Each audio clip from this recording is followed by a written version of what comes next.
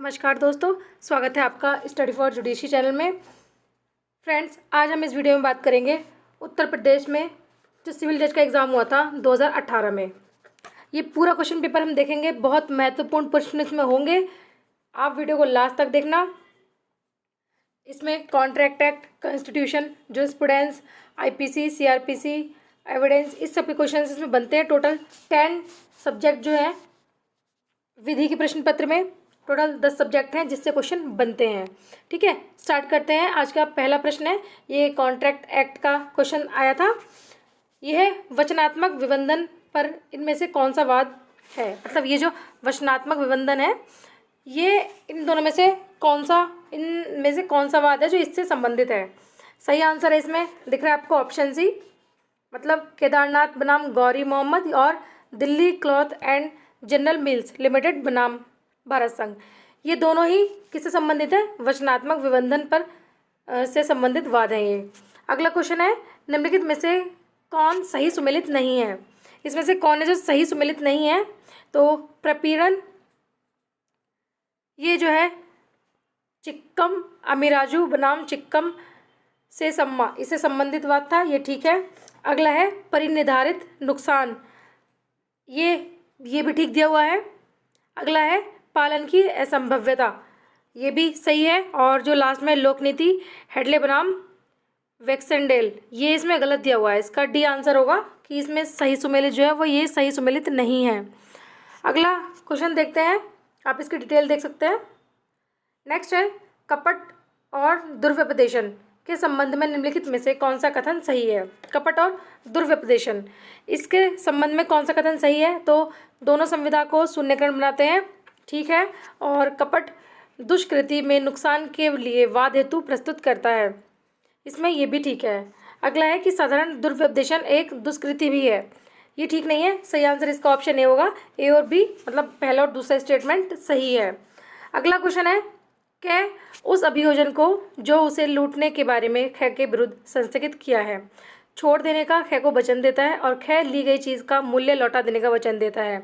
तो यहाँ पर जो है ये करार शून्य है क्योंकि उसका उद्देश्य विधि विरुद्ध है, ठीक है। इसका आंसर सी होगा। अगला क्वेश्चन है, निम्नलिखित कथनों पर विचार करना है। पहला स्टेटमेंट है कि किसी विधिक कर्तव्य का पालन करना वचन के लिए प्रतिफल नहीं है। दूसरा है कि वचन लाने से प्रवर्तित रहना सदैव ही पर्याप्त प्रतिफल माना गया है। तीसरा है प्रतिफल का वचन के अनुरूप पर्याप्त होना आवश्यक नहीं है। सही आंसर इसका ऑप्शन सी होगा। पहला, दूसरा और तीसरा ही तीनों सही हैं। देखिए, आप मेरी वीडियो को फास्ट फॉरवर्ड, मतलब जो इसमें सेटिंग में जा करके यूट्यूब की, तो आप मेरी वीडियो को तेज़ से चला सकते हैं, मतलब 1.5 की स्पीड से या 1.2 की स्पीड से चला सकते हैं, ठीक है, अगर आपको स्लो लग रहा है तो।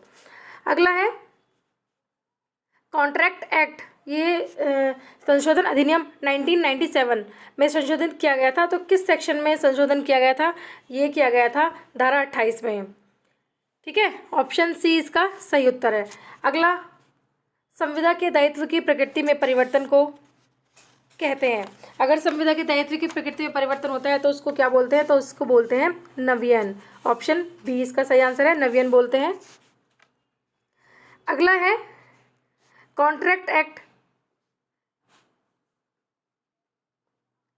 भारतीय संविदा अधिनियम की धारा 68 के अंतर्गत अवयस्क बताना है कि कौन होता है। तो ये होता है केवल अवयस्क की संपत्ति उत्तरदायी है। इसमें बताना है कि 68 के अंतर्गत यदि कोई अवयस्क है तो उसकी संपत्ति, अवयस्क की उस संपत्ति के लिए उत्तरदायी होता है। ऑप्शन 20 का सही उत्तर है धारा 68 के अनुसार। अगला क्वेश्चन है, चलत प्रत्याभूति परिभाषित कहाँ है, बताना कहाँ पर है चलत प्रत्याभूति, ये कहाँ पर डिफाइन किया गया है? तो इसका सही आंसर है 129, कॉन्ट्रैक्ट एक्ट की धारा 129 के अंतर्गत इसको डिफाइन किया गया है। अगला प्रश्न है, सूची दी हुई है, आपको मिलाना है। विफलता का सिद्धांत, ये किस बात से संबंधित था? तो विफलता का सिद्धांत ये संबंधित है टेलर बनाम कॉर्डवेल से। ऑप्शन ए का 1। दूसरा है कि विशेष क्षतिपूर्ति, ये संबंधित है हेडले बनाम वैक्सेंडेल से। अगला है पूर्वकालिक संविदा भंग, ये है हॉचेस्टर बनाम डीला टूर से, और क्रॉस प्रस्ताव ये है टिन बनाम हॉफमैन एंड कंपनी से। ठीक है, तो इसका सही आंसर क्या होगा? ये होगा इसका सही आंसर ऑप्शन ए। अगला है, ये देखिए, अगला क्वेश्चन है पदम करार क्या होते हैं? तो ये शून्य होते हैं धारा 30 के अनुसार। अगला क्वेश्चन है भारतीय संविदा अधिनियम के संदायों के विनियोग से संबंधित क्लेटन के वाद का नियम निम्नलिखित में से किस धारा में अंगीकृत किया गया था? क्लेटन का नियम ये किस सेक्शन के द्वारा अंगीकृत किया गया था? तो इसमें इसका उत्तर स्टार दे रखा है। क्यों? क्योंकि जो 62 है उसमें नवीन का सिद्धांत है, 59 में जो है ऋण द्वारा विनियोग का सिद्धांत है, 58 में दिया गया है अनुकल्पी वचन जिसकी एक शाखा अवैध हो, और 61 में दिया गया है विधि द्वारा विनियोग। ठीक है, इसका स्टार, इसमें स्टार आयोग नहीं माना होगा इसका। अगला क्वेश्चन है करार जिसका उद्देश्य विधि विरुद्ध होता है शून्य है। कारण है कि वैध संविदा उपेक्षा करती है कि पक्षकारों को विधिपूर्ण उद्देश्य के लिए संविदा करनी चाहिए। यहाँ पर जो है ये दोनों ही सही है और स्पष्टीकरण भी सही है। ऑप्शन ए राइट आंसर है।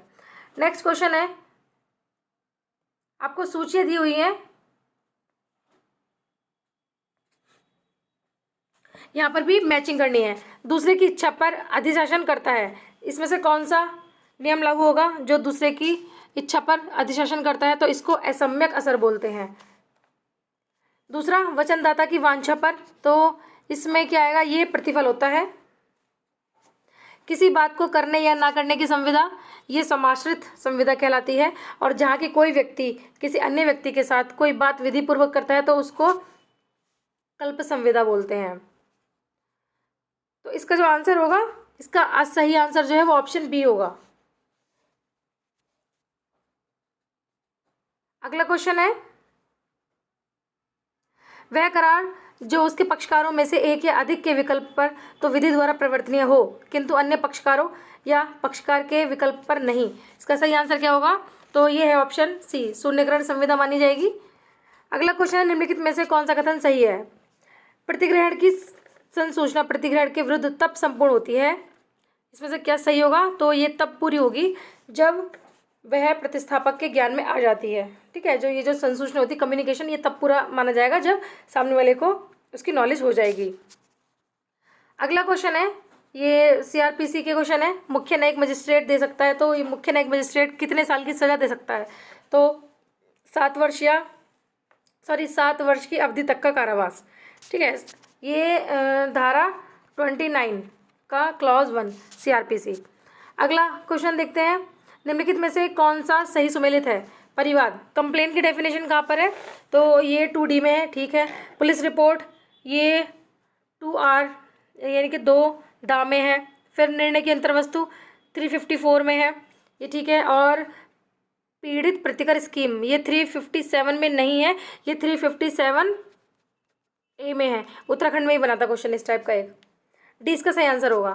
अगला क्वेश्चन है, एक दांडिक कार्यवाही जो सामने नहीं है अभी खंडित की जा सकती है किसके द्वारा?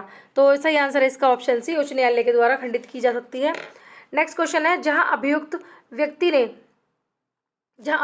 ने दोषी होने का अभिवचन किया हो और ऐसे अभिवचन का दोष सिद्ध किया गया है वहां कोई अपील नहीं होगी। इसका कारण ये है कि कोई व्यक्ति जो जानबूझकर दोषी होने का अभिवचन करता है दोष सिद्ध किए जाने पर व्यथित नहीं हो सकता। तो इसमें सही आंसर ऑप्शन ए होगा। ये कथन और कारण दोनों ही सही हैं और स्पष्टीकरण भी इसका सही दिया हुआ है। अगला क्वेश्चन है, आरोप के संदर्भ में कौन सा कथन सही है? सीआरपीसी के अधीन प्रत्येक आरोप में उस अपराध का कथन होता है जिसका अभियुक्त पर आरोप हो।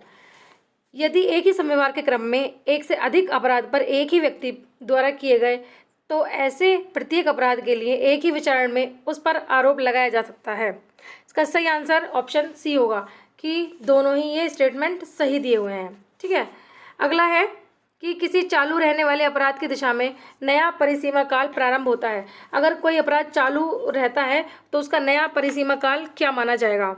तो ये होता है उस समय के प्रत्येक क्षण से जिसके दौरान अपराध चालू रहता है। ठीक है, डी इसका सही आंसर होगा और ये 472 के अनुसार सीआरपीसी के ये बात करता है। अगला क्वेश्चन देखते हैं। अगला क्वेश्चन है, आपको सूचियाँ दी हुई हैं, मैचिंग करना है। अग्रिम जमानत ये कहाँ पर दिया हुआ है? तो अग्रिम जमानत ये कहाँ डिफाइन किया हुआ, ये है 438 में। परिवाद पर संज्ञान, जो कॉग्निजेंस ऑफ ऑन कंप्लेन, ये कहाँ पर दिया हुआ है, तो ये दिया हुआ है 190 में, ये मजिस्ट्रेट लेता है। अगला है कि न्यायालयों की भाषा, न्यायालय की क्या भाषा होगी, इसका सही आंसर है 272 में इसको बताया गया है कि न्यायालय की भाषा क्या रहेगी। और आभ्यासिक अपराधियों से सदाचार के लिए प्रतिभूति, ये दिया गया है 110 में। तो सही आंसर इसका क्या होगा, देखते हैं, इसका सही आंसर होगा ऑप्शन डी, पहले का तीसरा और दूसरे का चौथा, तीसरे का पहला और दूसरा। अगला क्वेश्चन है, सीआरपीसी की निम्नलिखित में से कौन सी धारा आपराधिक विधि संशोधन अधिनियम 2018 द्वारा संशोधित की गई थी, तो ये की गई थी ऑप्शन बी 173, इसको संशोधित किया गया था।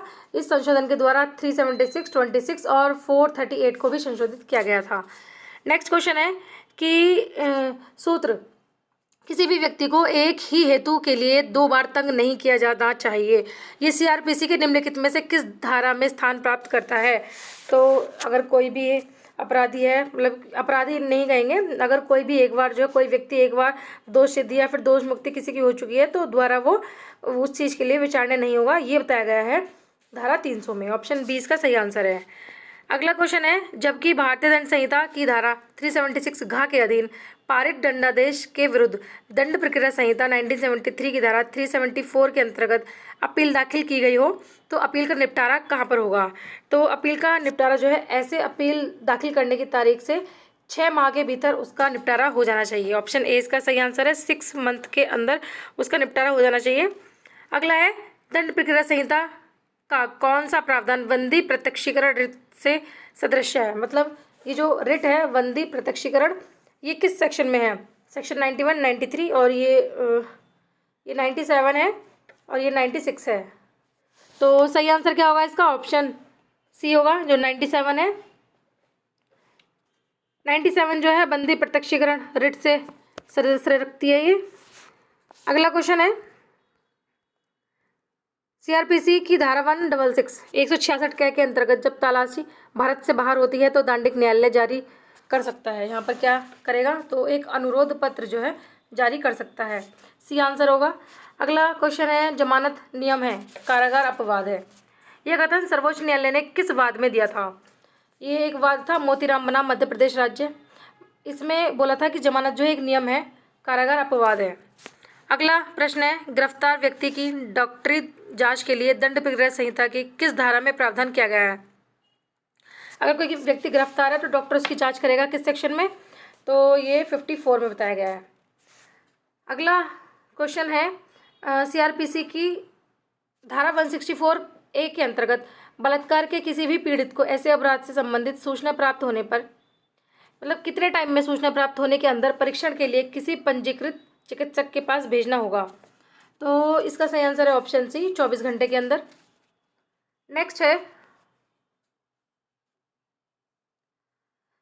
नेक्स्ट आईपीसी के क्वेश्चन है कि आपराधिक विधि संशोधन अधिनियम 2018 प्रवर्तित होता है कब से, तो ये होता है 21 अप्रैल 2018 से, सही उत्तर इसका बी होगा। अगला है, आपराधिक दुर्विनियोग के मामले में पश्चातवर्ती आश्रय होना चाहिए, तो अपराध विनियोग में पश्चातवर्ती आश्रय जो है वो बेमानी से होना चाहिए। नेक्स्ट है, भारतीय दंड संहिता की धारा 34 के अंतर्गत यथा विचारित संयुक्त दायित्व का सिद्धांत निम्नलिखित में से किस निर्णय पर आधारित है। संयुक्त दायित्व का सिद्धांत ये आधारित है, बताना है आपको,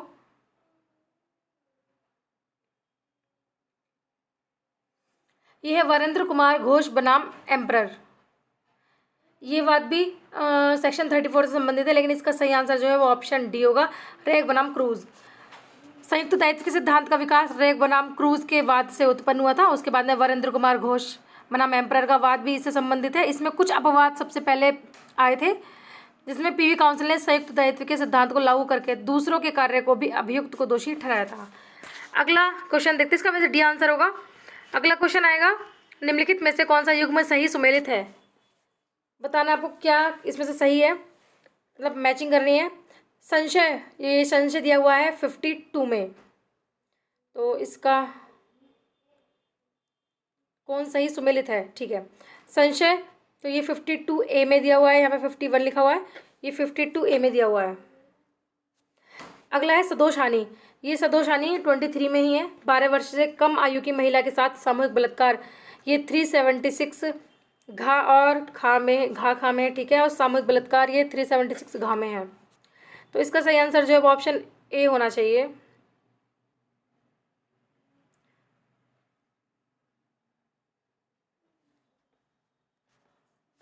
ऑप्शन ए, यानी कि पहला, तीसरा और चौथा।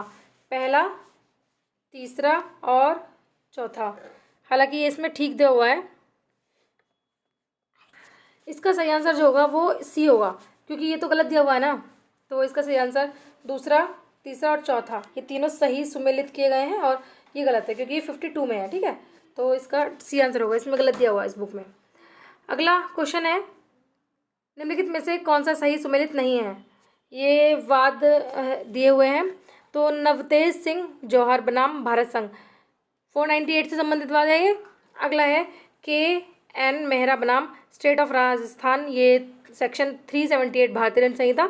अगला है निहारितेंदु दत्त मजूमदार बनाम एम्परर, 124 से संबंधित वाद था ये, 124A से। और स्टेट ऑफ हरियाणा बनाम राजा राम, धारा 361। सही आंसर ऑप्शन ए है, नवतेज सिंह जौहर बनाम भारत संघ। ये वाद 498 से संबंधित नहीं था।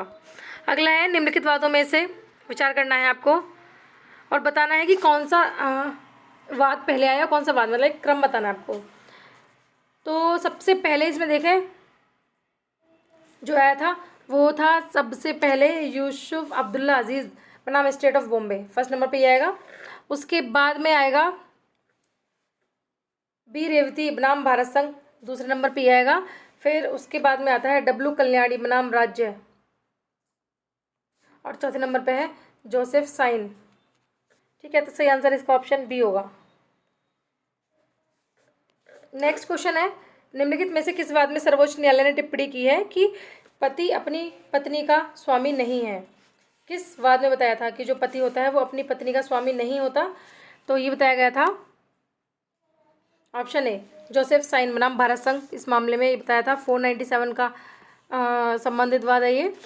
अगला क्वेश्चन है, का हत्या करने के आशय से विष की एक प्राणांतक खुराक या को देता है और तब जबकि यह जीवित था, एक अजनबी खां ने का के ज्ञान के बिना यह पर हमला किया और उसको गोली मार दी। बताना यहाँ पर क्या होगा? तो यहाँ पर कै हत्या करने के प्रयत्न के लिए दोषी है और खे हत्या के लिए दोषी यहाँ पर होगा। अगला प्रश्न है, एक पुलिस अधिकारी जय को यह संस्वीकृति करने के लिए कि उसने अपराध किया है उत्प्रेरित करने के लिए यातना देता है। किस धारा के अंतर्गत अपराध के लिए दोषी होगा? तो यहाँ पर उसने जो है भारतीय दंड संहिता की धारा 303 के अंतर्गत अपराध किया है, 330 के अंदर। अगला है, को वा ने एक विषय सूची प्रिंट करने के लिए कुछ ब्लॉक दिए थे, उसने एक प्रतिस्पर्धी फॉर्म की विषय सूची उन्हीं ब्लॉक में छाप दिए। यहाँ पर किस चीज़ के लिए उत्तरदायी होगा?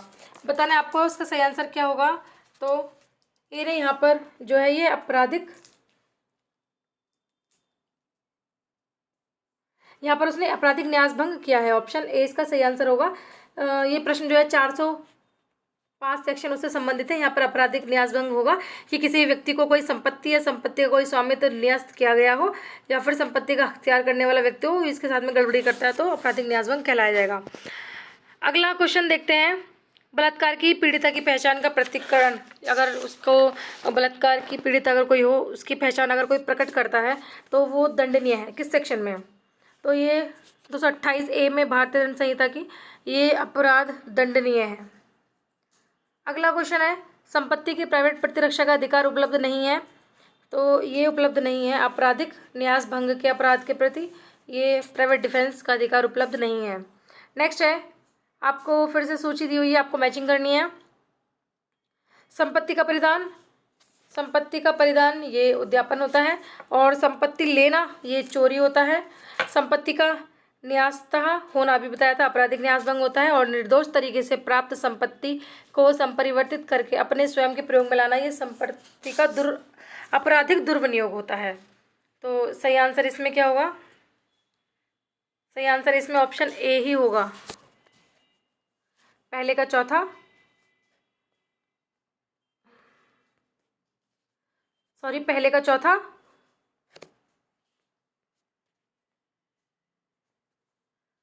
पहले का चौथा, दूसरे का तीसरा, और सी का 1 और डी का 2, ये इसका आंसर होगा। नेक्स्ट क्वेश्चन है, दृश्यकारिता भारतीय दंड संहिता की किस धारा में परिभाषित है? दृश्यकारिता कहाँ पर डिफाइन है? ये दिया हुआ है ऑप्शन सी 354 सी में। नेक्स्ट है, किस मामले में भारतीय उच्चतम न्यायालय ने एकमत से विचार व्यक्त किया कि व्यक्तिगत स्वायत्तता और आत्मीयता और पहचान को मूल अधिकार के अंतर्गत संरक्षित किया गया है? किस बात में? तो नवतेज सिंह जौहर बनाम भारत संघ, इस बात में कहा है। अगला देखते हैं, सीपीसी के क्वेश्चन है ये। निम्नलिखित में से किस बात में सुप्रीम कोर्ट ने यह निर्धारित किया है कि समन के तालीम होने की तिथि के 90 दिन के बाद भी लिखित कथन प्रस्तुत किया जा सकता है? सही आंसर इसका ऑप्शन ए होगा, कैलाश बनाम नन्नकू।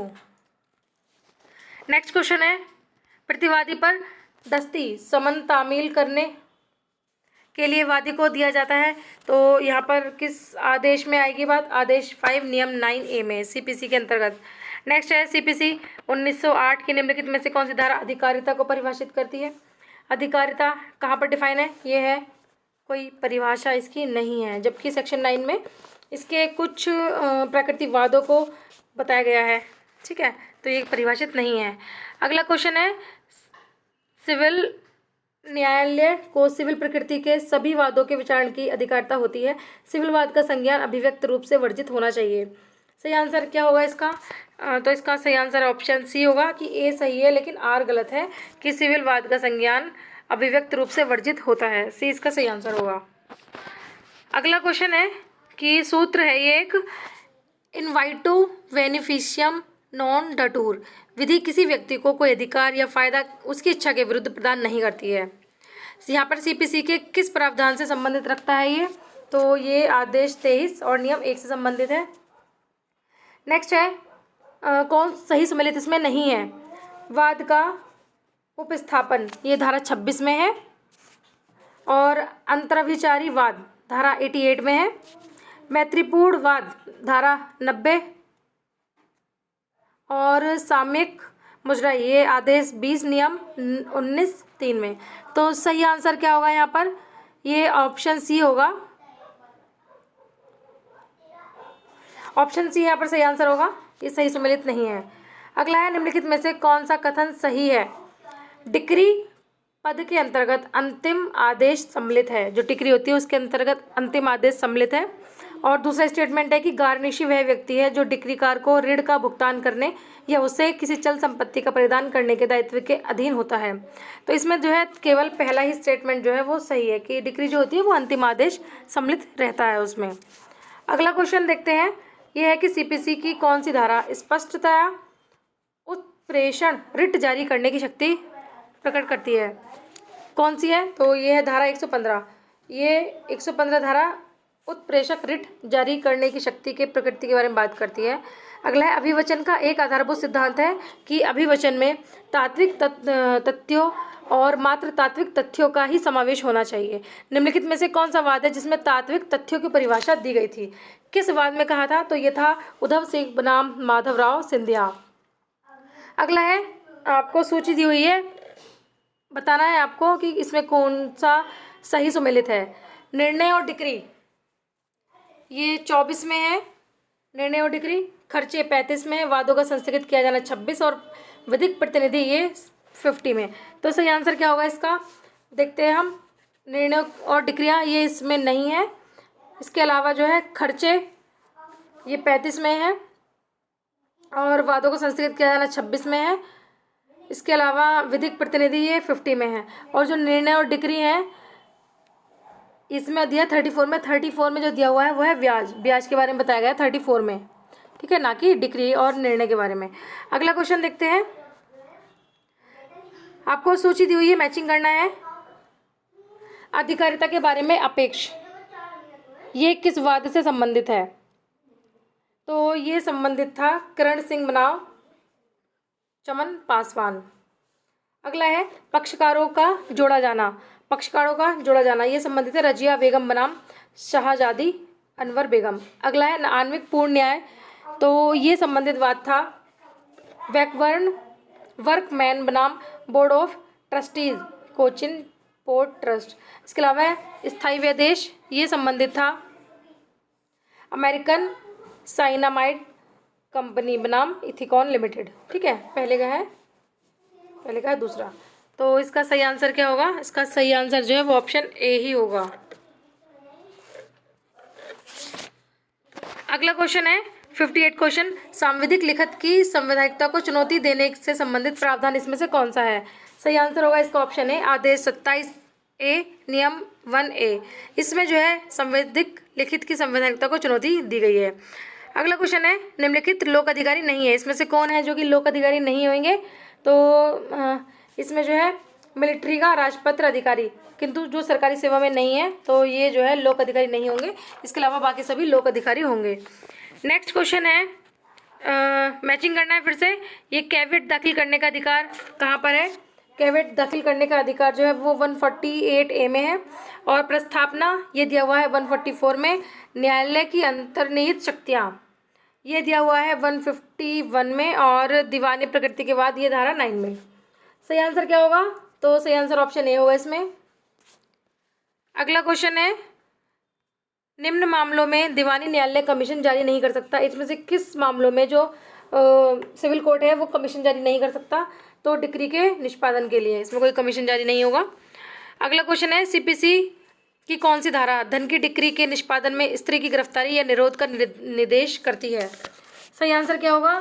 तो इसमें सही आंसर जो है वो ऑप्शन बी होगा, धारा 56। अगला है निम्नलिखित में से किस वाद में यह अभिनिर्धारित किया गया है कि अंतर्निहित शक्ति न्यायालय को प्रदत्त नहीं किया गया है, यह शक्ति न्यायालय के अंतर्निहित है? किस वाद में बताया था? ये बताया गया था मनोहर लाल बनाम सेठ हीरालाल में। नेक्स्ट क्वेश्चन है सिविल प्रक्रिया संहिता 1908 के अंतर्गत निम्नलिखित में से किस आधार पर निर्णीत ऋणी के विरुद्ध गिरफ्तारी का वारंट न्यायालय द्वारा रद्द किया जाता है? तो ये सही आंसर है गंभीर बीमार होने पर। अगर कोई गंभीर बीमार है तो उसके विरुद्ध जो है निर्णीत ऋणी के विरुद्ध गिरफ्तारी का वारंट न्यायालय द्वारा रद्द किया जा सकता है। नेक्स्ट है, और आज की वीडियो का हम ये लास्ट क्वेश्चन देखेंगे कि व्यवहार प्रक्रिया संहिता यानी कि सीपीसी की धारा 114 को किसके साथ पढ़ा जाना चाहिए? तो ये पढ़ा जाना चाहिए ऑप्शन बी आदेश 47 और नियम 1 के साथ में। ये मैंने अभी आपको आधा पेपर कराया है, बाकी पेपर हम नेक्स्ट वीडियो में देख लेंगे, जिसमें कॉन्स्टिट्यूशन के क्वेश्चन होंगे, टीपीए के क्वेश्चन होंगे और एविडेंस के क्वेश्चन होंगे। ठीक है, तो हम नेक्स्ट वीडियो में देख लेंगे। फ्रेंड्स, आप मेरी वीडियो को शेयर कीजिए ताकि बाकी लोगों को भी ये क्वेश्चन पेपर और बाकी जो भी मेरे चैनल पे वीडियोस हैं वो दूसरे बच्चों को मिल सके, वो इससे बेनिफिट उठा सके मेरी वीडियोस को देख करके। ठीक है, अगर कोई क्वेरी हो आप मुझसे पूछ सकते हैं। इस वीडियो में इतना ही। Thank you.